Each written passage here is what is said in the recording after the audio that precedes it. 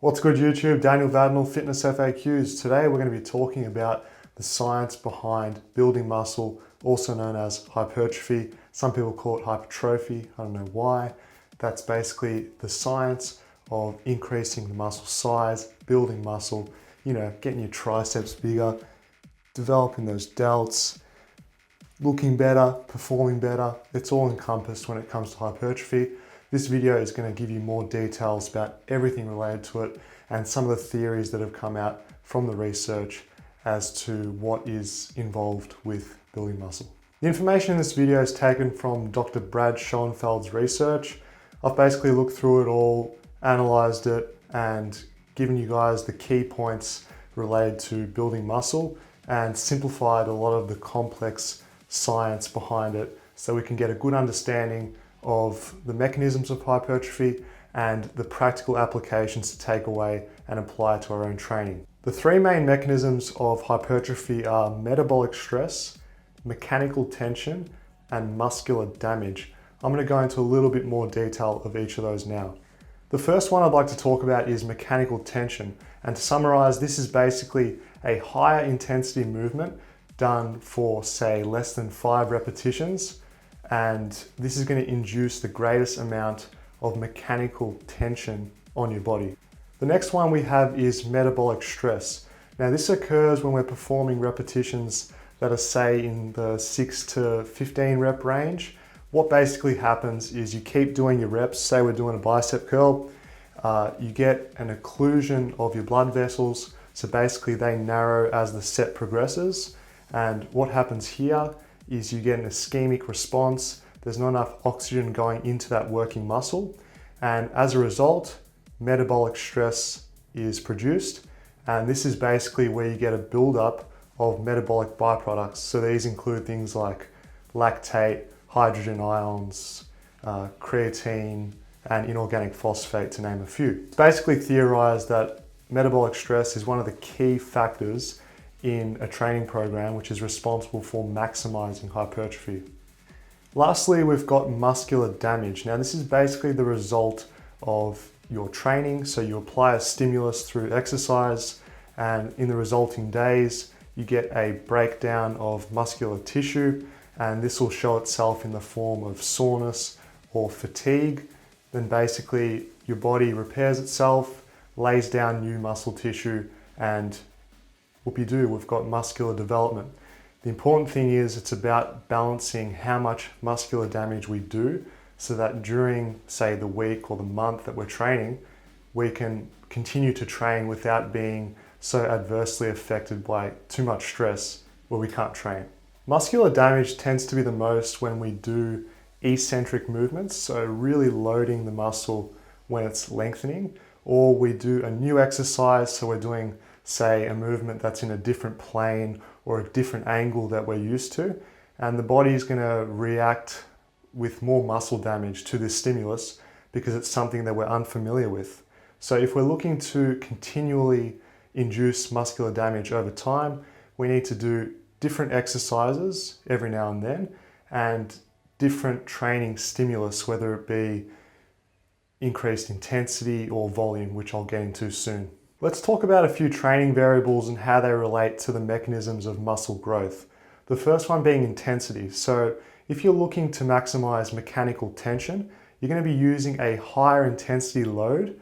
And what this means is you need to have a longer rest period to ensure that you're fully recovered between your sets to display your strength fully in the upcoming set. So if you were to rest inadequately and perform the next set, you might only get 2 reps. If you were to have a full rest period, you could potentially get, say, 5 reps, and the person that is looking to maximize mechanical tension using a longer rest period is going to get the best results. Now, if you're looking to work on, say, the metabolic stress side of the hypertrophy equation, then you'll be working at a more moderate intensity whereby you can utilize, say, your 6 to 12 reps. And the most appropriate action to take here is to have a moderate rest period of, say, 60 to 90 seconds. So the reason why we don't want to take too short of a rest period, so say like 30 seconds, is because you're going to have inadequate strength recovery to perform the upcoming sets.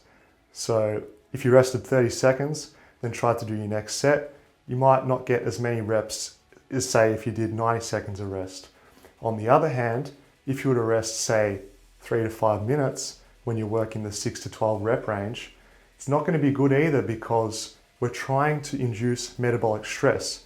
So a shorter rest period, say 60 to 90 seconds, is going to be most appropriate because the body won't be able to fully flush out those metabolic byproducts, whereby we can actually get that metabolic stress that we're looking for.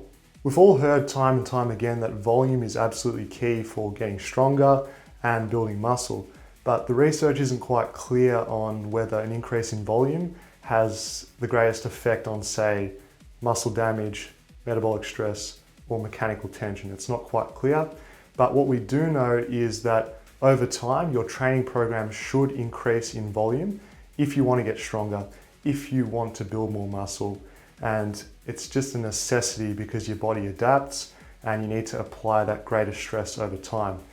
Just be careful you don't get caught in the trap of increasing volume too high, because I can say from my own personal experience and seeing other people train, if you increase volume too high, the intensity is going to drop. So it's about finding that sweet spot where you increase volume, but you can still sustain an adequate level of intensity to get the best training effect. I want to leave you guys with a few take-home messages from this video. To summarize, basically a bigger muscle with a larger cross-sectional area is going to be a stronger muscle just inherently, just because it's bigger. That's not even factoring in neural adaptations. So hypertrophy training definitely does have its place for both structural balance as well as strength performance. So even if your goal is simply to be as strong as possible, having bigger muscles is going to mean you're stronger. I know some of you thinking, well, in my training, should I just focus on mechanical tension or metabolic stress? And the key here is both are important for both strength and hypertrophy.